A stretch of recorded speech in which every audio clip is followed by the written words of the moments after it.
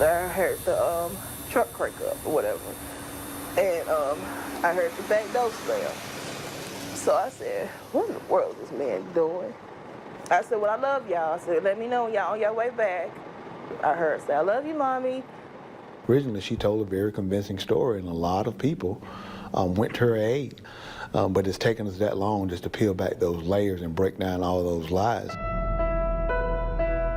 LaTonya Janell Carwell was a quiet high school sophomore. She went to T.W. Josie High School, and investigators say on her 16th birthday, she vanished into the night. This little girl here, she'll walk across the street and I'll say, how was school today? It's all right.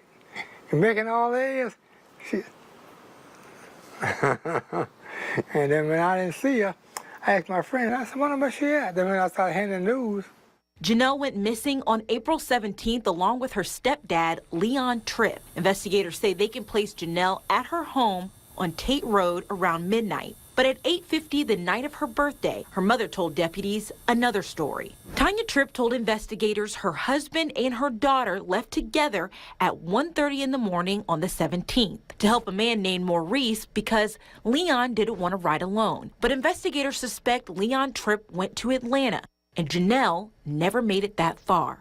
So once we break down all those falsehoods, then we come up with the true narrative that we feel that she did not leave the home on her own as her mother originally said. When we issued the kidnapping warrants, and she openly denied that, made media requests and stated that wasn't true, so she fought us every step of the way. Here's a mother who is defending a person who we tell them that we have evidence who may have done something to your child, and she's adamantly defending him. This is the dad that they love. You know, this man is not gonna hurt them. And then to come to find out later that she had multiple encounters with him after the warrants were issued, that he was sneaking back to Augusta. We definitely had an idea that she was communicating with him. That's one of the reasons we were able to track him. We were surprised as anyone when we found her actually with him.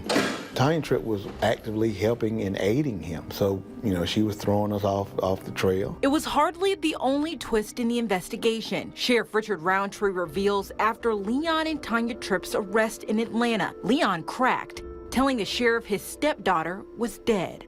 We were able to have a conversation before it was ended, and he invoked his right to counsel. And I would tell you, just like I told Leon Tripp, eventually we're going to find her and we're going to prosecute you. And I mean that. And I meant it then and I mean it now. Did his face change at all? What was his demeanor?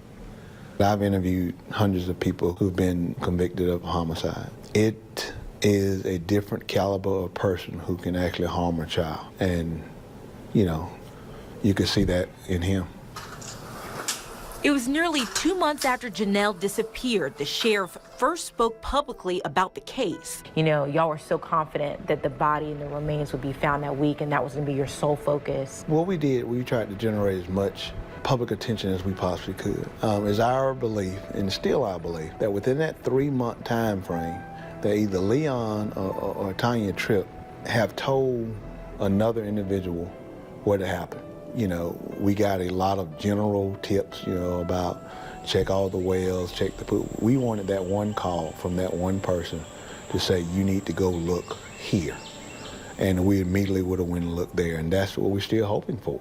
Investigators were also hoping their forensic evidence would lead them to Janell's body. Investigators searched where Leon and Janell's cell phones pinged the night of her disappearance, near their Tate Road home and in the dense woods surrounding Regency Mall, just a few miles away. But no Janell. Have you run out of leads? Have you hit a roadblock? I don't think we run out of active leads, but I don't think we ran into roadblocks because, again, we had social media is still working, keeping the case alive.